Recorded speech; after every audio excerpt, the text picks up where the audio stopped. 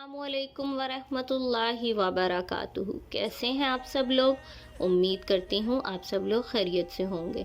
शुरू करती हूँ अल्लाह के बाबरकत नाम से जो बड़ा मेहरबान और निहायत रहम करने वाला है। जी हाँ, तो जैसा हम सब ने पिछली वीडियो में नबी पाक सल्लल्लाहु अलैहि वसल्लम की बताई हुई चंद सुन्नतें सुनी और उम्मीद है कि हम सब उस पर अमल करने की कोशिश कर रहे होंगे। कोशिश कीजिए जितनी भी सुन्नतें हैं उन सब को पढ़ लीजिए, कुरान पाक से देख लीजिए, अहादीस से देख लीजिए और अल्लाह ताला और नबी पाक सल्लल्लाहु अलैहि वसल्लम के बताए हुए अहकामात पर अमल करने की कोशिश कीजिए और एक बेहतरीन और एक अच्छा इंसान और मुसलमान बनने की कोशिश में लग जाइए। जी हाँ, जैसा कि आज का टॉपिक आप सबको पता चल ही गया है कि वो है वालिदैन से प्यार। आज का ये टॉपिक सिर्फ किसी बच्चे के लिए नहीं है बल्कि ये हम सब के लिए है, वो बड़े हों छोटे हों उन सब के लिए है। वालिदैन से प्यार, ये तो टॉपिक ही बहुत प्यारा है माशाल्लाह। और अब हमने देखना है कि कुरान पाक और अहादीस में अल्लाह ताला और अल्लाह के प्यारे नबी सल्लल्लाहु अलैहि वसल्लम वालिदैन से मोहब्बत का और उनकी एहतराम करने का क्या फरमाते हैं। अहादीस और कुरान पाक के हवाले से वालिदैन के लिए क्या हुक्म है औलाद के लिए कि वो वालिदैन से कैसे पेश आए और क्या मुकाम अल्लाह ने वालिदैन को दिया है। तो चलिए सुनते हैं। अल्लाह ताला का ये इरशाद है और अल्लाह ताला फरमाता है कि अपने रब के फ़र्ज़ की अदायगी के बाद इंसान का पहला फ़र्ज़ उसके वालिदैन है। जी हाँ, अल्लाह ताला के तमाम फ़र्ज़ अदा करने के बाद आपके सबसे पहला जो फ़र्ज़ है आपके ऊपर, उसके बाद वो है आपके वालिदैन। अब अल्लाह ताला के फ़राइज़ तो आप सबको पता है, नमाज, रोज़ा, ज़कात और भी बहुत से फ़र्ज़ हैं, कुर्बानी करना, वो कुछ भी, हज, उम्रा, जितने भी फ़राइज़ हैं, जो भी अल्लाह ताला ने इस्लाम में फ़रमाया, दीन में फ़रमा दिया, जो एक मुसलमान के ऊपर अल्लाह को लेकर जो फ़र्ज़ हैं, जो अल्लाह के लिए हैं, उन सब के बाद जो पहला एक फ़र्ज़ मुसलमान के ऊपर आता है और वो कौन सा है, वो आपके वालिदैन है आपके लिए। उसके बाद फ़र्ज़ पहला अल्लाह के फ़र्ज़ के बाद। जी हाँ, कुरान मजीद में बहुत सी आयात हैं और हज़रत मोहम्मद सल्लल्लाहु अलैहि वसल्लम की बहुत सी अहादीस हैं जो आपको आपके वालिदैन के साथ अच्छा सलूक करने का हुक्म देती हैं। जी हाँ, और जब आपके वालिदैन बुढ़ापे में दाखिल हों तो ये फ़र्ज़ और भी ज़्यादा ज़रूरी हो जाता है। अब ऐसा नहीं है कि ये फ़र्ज़ सिर्फ़ तब तक रहेगा जब तक वो ठीक है और जैसे ही वो इस एज में आ जाएं कि उनसे अब कुछ नहीं हो रहा तो आप अपने फ़र्ज़ों से पीछे हट जाएं, बिल्कुल भी नहीं। तब आपका फ़र्ज़, औलाद का फ़र्ज़ उन पर डबल हो जाता है कि आपको चाहिए, उस वक्त आपके वालिदैन को ज़्यादा ज़रूरत है। तो कोशिश कीजिए अपने ये फ़र्ज़ तमाम अच्छे से अदा कीजिए, क्योंकि इन फ़र्ज़ का हुक्म, इस फ़र्ज़ का हुक्म कुरान पाक में है, अहादीस में है। और ये कौन दे रहा है? अल्लाह ताला ये दे रहे हैं हुक्म। नबी पाक सल्लल्लाहु अलैहि वसल्लम की अहादीस ये हुक्म दे रही हैं। इसलिए कुरान हमें याद दिलाता है और क्या कहते हैं कुरान मजीद में, ये इरशाद है, कुरान मजीद में ये बतला दिया गया है, और अपने वालिदैन के साथ नरमी से पेश आओ। अगर इनमें से एक या दोनों बुढ़ापे की उम्र तक पहुंच जाएं तो तौहीन का एक लफ्ज़ भी ना कहो और बेसब्री की कोई अलामत ना दिखाओ, बल्कि इनसे हुस्न सलूक करो, आजिज़ी और नरमी से पेश आओ। देखिए, कुरान पाक में ये इरशाद फरमा दिया गया है अल्लाह ताला की तरफ से कि आप अपने वालिदैन के साथ अच्छे तरीके से पेश आएँ, उनके साथ नरमी से बात कीजिए। और अगर आपकी वालिदा या वालिद दोनों ही बूढ़े हो जाते हैं, बुज़ुर्ग हो जाते हैं, ओल्ड हो जाते हैं, तो उनको कोई भी ऐसा लफ्ज़ ना कहें कि जिनसे उनकी दिल आज़ारी हो, बल्कि सब्र कीजिए और गुस्सा मत दिखाएं और उनसे हुस्न सलूक करें, आजिज़ी और नरमी से पेश आएँ। जी, तो हमें वालिदैन का हुक्म कुरान मजीद में भी बता दिया गया है कि वालिदैन का क्या मुकाम है और अल्लाह ताला उनके लिए क्या फरमाता है। कुरान पाक में हमें हमारे वालिदैन के लिए दुआ तक करने की ताकीद की गई है और उस दुआ का तर्जुमा है, ए रब ان پر اپنی رحمت نازل فرما جیسا انہوں نے مجھے پالا جب میں چھوٹا تھا۔ آپ دیکھیے کہ اللہ تعالیٰ کے فرض ایک طرف اور اس کے بعد جو فرض آتا ہے وہ ہے ہمارے والدین۔ تو سوچئے اس بات کو کہ کیا یہ فرض جو اللہ تعالیٰ اور اللہ تعالیٰ کے رسول صلی اللہ علیہ وآلہ وسلم نے ہمیں بتا دیا ہے قرآن پاک میں بھی، کیا ہم یہ اللہ تعالیٰ کے فرض ادا کرنے کے بعد اپنا یہ والا فرض اچھے سے ادا کر رہے ہیں؟ کہیں ہمارے والدین کو ہماری وجہ سے تکلیف تو نہیں ہو رہی؟ کہیں ہمارے والدین کو ہماری وجہ سے کوئی پریشانی کا سامنا تو نہیں کرنا پڑ رہا؟ کیا ہم کچھ ایسے الفاظات تو نہیں بول رہے جس سے ہماری والدہ یا والد کی دل آزاری ہو رہی ہو؟ تو سوچئے اور اپنے والدین کا دل مت دکھائیں، کیونکہ ان چیزوں کا حکم، ان بات کا حکم آپ کو خود اللہ تعالیٰ اور ہمارے پیارے نبی حضرت محمد صلی اللہ علیہ وآلہ وسلم دے رہے ہیں۔ اور اپنے والدین کے لیے ہمیشہ دعا گو رہیں اور اللہ سے دعا کیجئے کہ اے رب ان پر اپنی رحمت نازل فرما جیسا انہوں نے مجھے پالا جب میں چھوٹا تھا۔ اب جب ہم چھوٹے تھے تو ہمارے والدین نے ہمیں پالا اور ہمیں اس قابل بنایا کہ ہم اس معاشرے میں رہ سکیں، چل سکیں۔ یہ ہماری تربیت ہمارے والدین نے کی ہے۔ تو اب جب ان کا ٹائم آیا ہے، جب ان کو ہماری ضرورت ہے، تو اس وقت ہم کیوں ایسے ان کے ساتھ کرتے ہیں؟ نہیں کرنا چاہیے۔ جو بھی بچے چھوٹے ہیں، بڑے ہیں، اپنے والدین کی دل آزاری مت کیجیے، ان کا دل مت دکھائیے، کیونکہ اللہ تعالیٰ نے اپنے فرضوں کے بعد جو فرض آپ کو دیا ہے وہ آپ کے والدین ہیں۔ اللہ تعالیٰ خود قرآن پاک میں بار بار یہ ارشاد فرما رہا ہے کہ اپنے والدین کے فرائض کو اچھے سے انجام دیجیے۔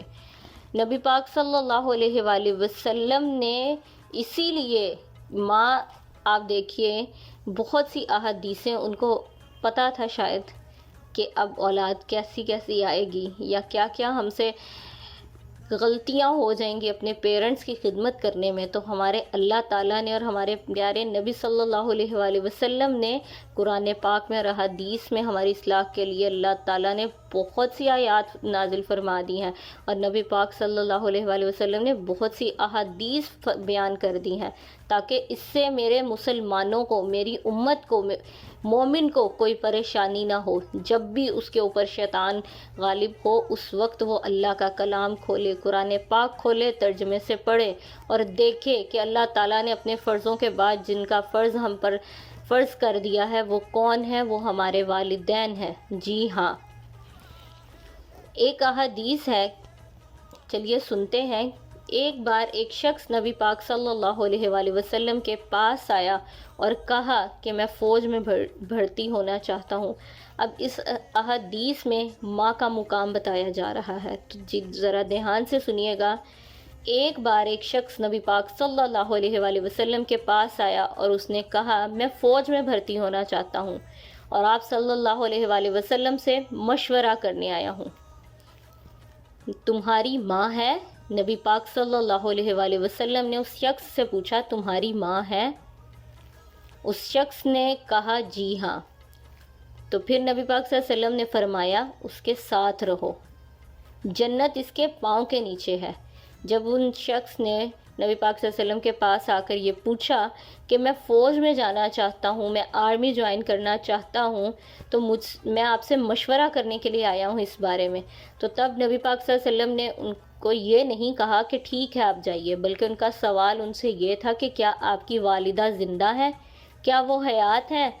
تو نبی پاک صلی اللہ علیہ وسلم نے جب ان سے یہ پوچھا اور انہوں نے یہ جواب دیا جی میری والدہ زندہ ہے، حیات ہیں، تو پھر نبی پاک صلی اللہ علیہ وسلم نے ان کو کہا کہ پھر آپ اپنی والدہ کے ساتھ رہیے، فوج میں مت جائیے، کیونکہ جنت ان کے پاؤں کے نیچے ہے۔ جب اللہ کے نبی صلی اللہ علیہ وآلہ وسلم یہ فرما رہے ہیں، آپ کے اور میرے پیارے نبی صلی اللہ علیہ وآلہ وسلم یہ بتا رہے ہیں کہ جنت پاؤں کے نیچے ہے، تو کیا ہمیں اپنی اس جنت کے ساتھ اس طریقے سے پیش آنا چاہیے جس طریقے سے آج ہمارے معاشرے میں اپنے والدین کے ساتھ پیش آیا جا رہا ہے؟ آج اولڈ ہاؤسز بھرے ہوئے ہیں، آج والدین سڑکوں پہ بیٹھے رو رہے ہیں۔ دین کی کمی نے ہمیں ہمارے والدین سے بھی، ہمارے اللہ سے بھی اور ہمارے اپنوں سے بھی ہمیں دور کر دیا۔